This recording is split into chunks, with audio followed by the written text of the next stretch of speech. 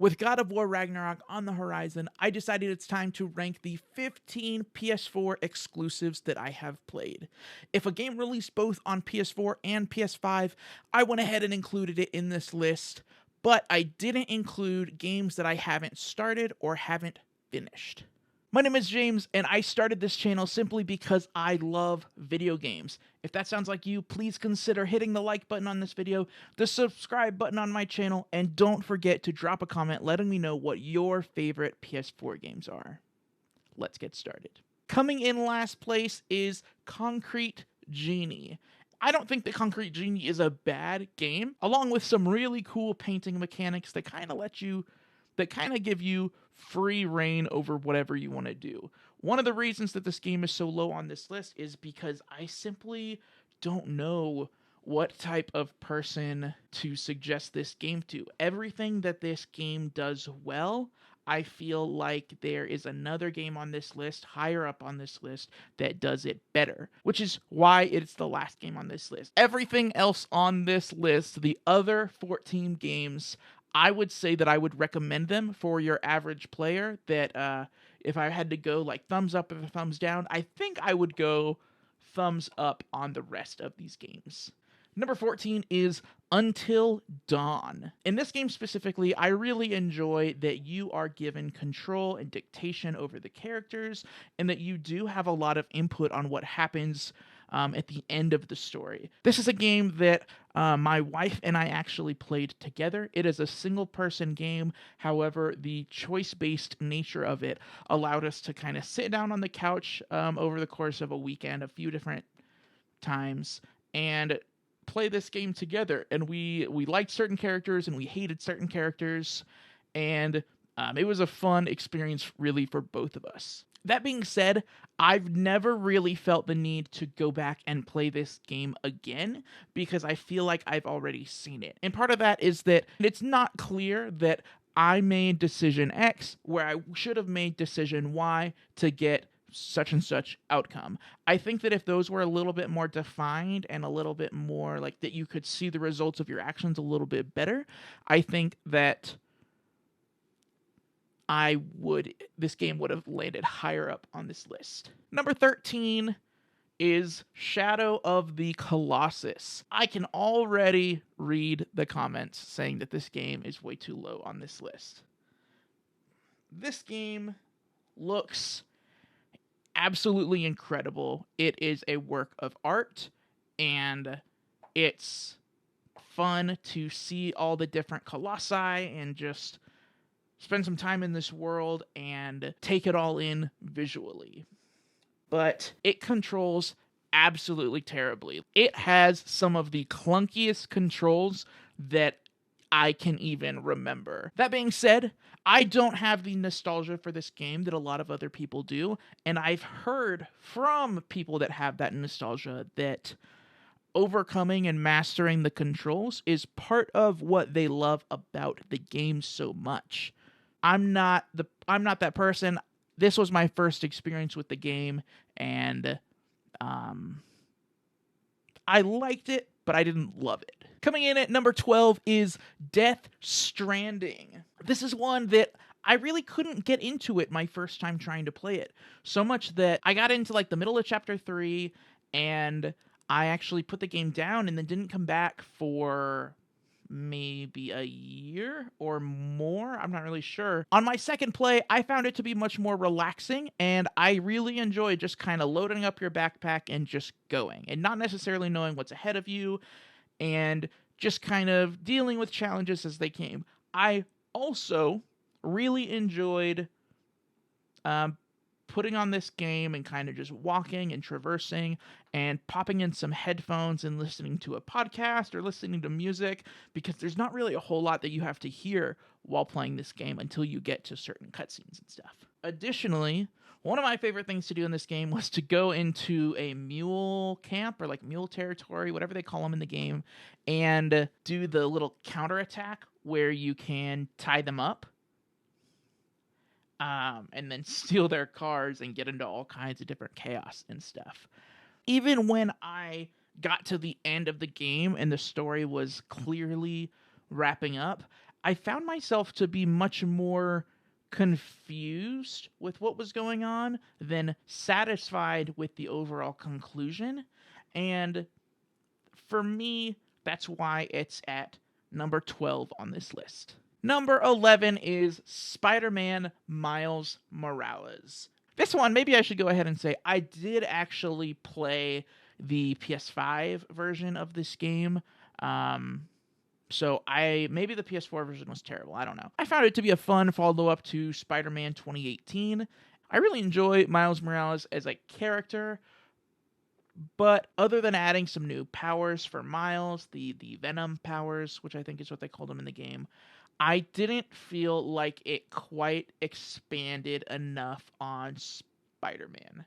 Which I know that this isn't Spider-Man 2. I know Spider-Man 2 is coming, but the reason this one is number 11 on this list is because when I was done with it, I didn't say, like, I'm really glad I played that, or that was an awesome experience. I was just more so just kind of like, yeah, that was fun. And then I wanted to move on, and I don't necessarily see myself going back and playing it again. Number 10 is Horizon Zero Dawn. This one, I played it kind of late. This was one of the first games that I got when I bought my PS4 in 2018. And I had a lot of fun with it. I think that if I had played it at a different time, I would have enjoyed it more. I played it right. When I played it, a lot of people were comparing it to Breath of the Wild, so I went into this game kind of thinking it was going to be the greatest thing I'd ever experienced in my life. And while it was fun to hunt robot dinosaurs and do all this stuff, I didn't feel as invested in it as it seemed like some other people were. I'm not particularly sure why that is, but the same thing kind of happened with the sequel, with Forbidden West. That one, I bought it pretty close to when it came out, and I still haven't played it. I know that visually and technically and mechanically, Horizon Zero Dawn is probably one of the better games on this list. If I were to rank them based off of that, it would probably be top 4 or 5. However, this game just didn't seem to resonate with me the way that it resonated with other people. And at the end of the day, the other games on this list, I just enjoyed them more. Number 9 is Detroit Become Human. This one actually came out the year that I bought my PS4, but I actually played it a little bit later. I think I played it mid 2019, maybe even maybe even like early 2020. Everything that I said I enjoyed about Until Dawn, I also enjoy about Detroit Become Human. You're given a lot of dictation over these 3 characters. I like a little bit more that it's 3 specific stories, or 3 different aspects of the same issue, which is being presented with the androids and stuff. But much more than Until Dawn, I feel like you can look back to exact points and be like, dang it, this right here, like, this character just died because at such and such point I did blank instead of blank. And I think that adds a lot of layers to the game as far as like replayability. It also shows you like a spider web of all the different things that you could have done, which I think is really cool. I like stuff like that. I'd say that of the like choice-based narrative games, this is definitely the best one that I've played. What keeps it from being higher up on this list is that I think that it's just a little bit too long for you to want to play through it multiple times to get to see all those different endings. Whereas I know that it's a very deep and interconnected story, which is part of why I like it. And so part of what I like about it ends up being what keeps it from being higher on the list. Coming in at number 8 is Uncharted 4. This was a very difficult one for me to place on this list. I know that both visually and narratively, it's one of the better games on this list. However, when I think back to playing this game, I don't feel like it did anything that was groundbreaking that wasn't done in the other 3 Uncharted games that I've played. And that kind of held it back a little bit for me. Also, I remember feeling like I was stuck in the Jeep and driving and sliding and like doing all this stuff that I don't necessarily want to be doing in Uncharted games. Coming in at number 7 is The Last of Us Remastered. The Last of Us Remastered was my first experience with The Last of Us, and it was also one of the very first games that I played on PS4. I played through it a second time right before The Last of Us Part 2 came out, and I felt like it still played incredibly. It's still a very compelling story. So much fun and deep dialogue between these characters, and you really grow to love these few characters that you interact with over the course of the story. The reason that it's not higher on this list, maybe because it's a remaster, might be part of it, but also it's not a game that I feel like I can continually going back to, like the some of the games higher up on this list. Some of the animation is a little bit wonky, which doesn't really bother me. Overall, I would say that The Last of Us Remastered is an awesome version of that game, and it's definitely worth checking out. Number 6 is Uncharted: The Nathan Drake Collection, the PS4 remastered trilogy, whatever you want to call it. Some of you might be surprised that this game is higher up on the list than Uncharted 4. Uncharted 2 is my favorite Uncharted, and even if this was just Uncharted 2, I think it would be at this spot, or maybe even higher up on this list. I think that 2 of those 3 games, the second and third games, control really well, and they're really fun to go back and play. Nathan Drake is an awesome character. It's fun kind of getting to know him over the course of the story. His relationship with Sully, their relationship with Elena, and all this stuff. I don't really have anything negative to say about the Nathan Drake collections, except for at times it does still feel like just some PS3 games that have been ported to PS4, which I know is what it is. And then in Uncharted 3, there's some sections that feel padded, and then Uncharted 1 doesn't really control very well. But I'm able to really overlook all of that stuff because of how much fun I have with Uncharted 2. Coming in at number 5 is Days Gone. This one is a weird one because some people played it right at launch and they hated it. Some people played it way after launch and they loved it, like me. And then some people played it at launch and loved it, and some people played it way after launch and hated it. What I really enjoy about Days Gone is really just it was mainly a gameplay experience for me, that I didn't really particularly care about the story, and I do feel like the game is too long, which is why it's not higher up on this list. But I think that they have something really special with this game. You're slowly introduced to the different kinds of zombies and stuff, although they don't call them zombies ever. I think it's cool that you can use the zombie like ears. You use those as currency to like upgrade your bike and like do all this stuff. I love the motorcycle and like the biker culture that's kind of interwoven into this game. And I especially love the horde battles. For some reason, the horde battles are not introduced until way late in the game, which doesn't really make sense to me because for me, it's what I had the most fun with. To this day, I keep Days Gone installed on my PlayStation and go back just to do some horde battles every once in a while.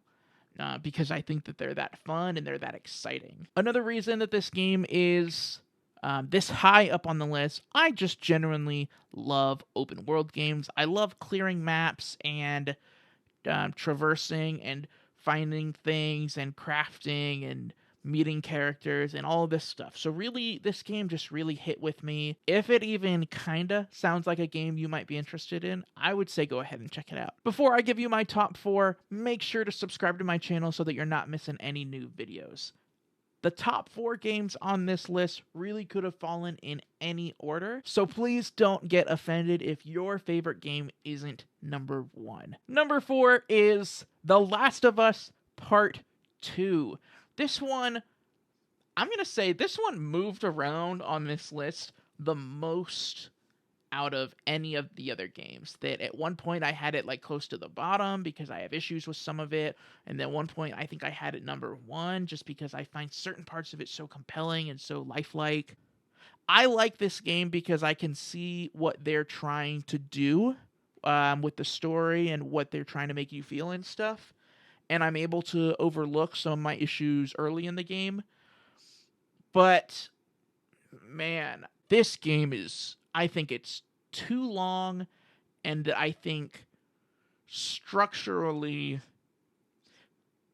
I feel like they almost told the game out of order. That I know that some parts they specifically told out of order on purpose, but I think for the narrative that they're trying to push and what they're trying to do, I feel like a different order would have made sense, which I think I'll probably do a video on that sometime in the future because I'm very passionate about this game too. So the main thing that keeps this game from being higher up on the list is that I think that the order of the storytelling was a little bit off, and you can kind of tell that when playing the game too, because in one of the earliest reveals of the game, they showed off a scene of Ellie and her girlfriend dancing, and you don't actually see that scene until one of like the very last cutscenes of the game, which to me, which it's not a particularly significant cutscene, but for me it says that they were kind of unsure about how they wanted to present the game. Coming in at number 3 is God of War 2018. This one also probably had its shot at being number 1 on the list. It feels really great to play this game, throwing and recalling the Leviathan axe. I could literally do that forever. I've mentioned many times in this video already that I enjoy map clearing and that kind of stuff. So I liked being able to hunt down all the different ravens and kind of upgrade your gear and do all this stuff, and meeting Brock and Sindri and whatever the witch's name is, Frigga. And I enjoyed meeting all of those different characters. I also think that it's reasonably difficult, and that maybe with an exception of some of the Valkyrie Queens, I think that the ramp in difficulty as you get to the end of the game and in the post game, I think it's very reasonable, and that it doesn't, with an exception of the final Valkyrie, it didn't feel like a huge jump up in difficulty. What keeps this game from being higher up on this list is that I simply couldn't get into it the first time that I tried to play it. Similar to some of the other games on this list, I had to put it down and take a break and then come back. And then when I came back, something clicked. It's like, I get it now. And I absolutely loved it, but the map still sucked. Coming in at number 2 is Ghost of Tsushima. I really don't know why this one landed so high on my list. But I think what I like most about this game is that it felt like a fresh take on one of my favorite series, which is Assassin's Creed. And I also really enjoy the combat. It felt challenging. The katana that you wield, it actually feels significant, and it actually feels like a weapon. Both the stealth and the combat made sense in this world that Sucker Punch has created, and I found it to be very fun to just hop in there and do everything, following the little foxes and writing haikus and doing all this stuff. So what prevents this game from being the top pick on my list is simply that when I finished it, I never went back and played the DLC. And the DLC was actually already out when I played the game for the first time. And I told myself, like, I'm going to take a little break from Ghost of Tsushima right now, and then I'll come back to play the DLC. soon, and I just never did. I do think I'm going to go and revisit it again, get the platinum again, and then probably finally play through the DLC. So it's possible that if I do an updated ranking of these games, that it could very well be in the top spot. Coming in at number 1 is none other than Spider-Man 2018. I definitely believe that this is the best iteration of Spider-Man. I really like that we get to see Spider-Man in a time in his life that we don't normally get to see him. That in definitely all of the movies, Spider-Man, it's always like I'm in high school and I just started being Spider-Man type thing. So it's cool to get to see him kind of later in life when he's been Spider-Man for a while. I believe that when this game picks up, he's been Spider-Man for like 10 years or something. And it is also just so fun to swing around the city and stop crimes and fight. I find the combat very fun and exciting, but then I also find the stealth really fun and exciting. So there's not this if I'm in a stealth section and I like mess it up, there's not a sense of, oh man, now I have to fight. The main reason that this game is number 1 on this list is because I played the entire game and got the platinum twice, and I enjoyed it both times. I played it when it came out and I got the platinum. It was one of the first few platinums that I got.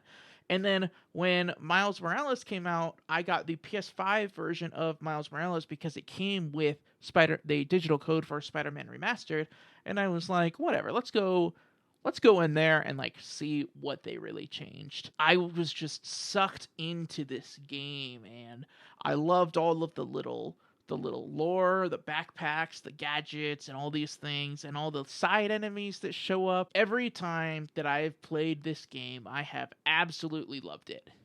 And that's what puts it at number 1. Guys, thank you so much for watching this video. As always, the best way to keep up with me is on Twitter at James_Solar. And before you go, don't forget to drop a comment letting me know what your favorite PS4 games are and what kind of rankings and videos you'd like to see from me in the future. Thanks, guys.